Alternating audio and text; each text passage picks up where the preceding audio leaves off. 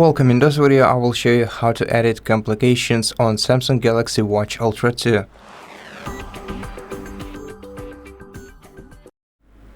So to do that, we're gonna have to first of all open the Wearable application on the smartphone we have paired with our watch, and then we're gonna have to tap on the watch face right here, then tap the edit icon and also download the package if required.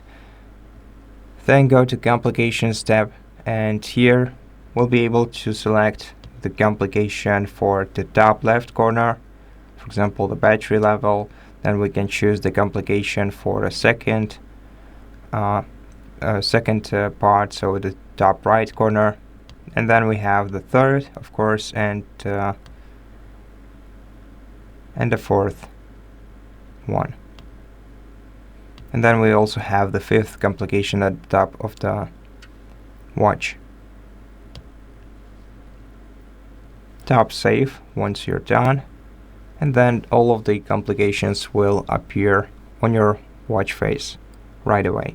And that's how you do it. Thank you for watching this video. If it helped you, please consider subscribing to our channel, leave us a like and a comment below, and I'll see you in the next one.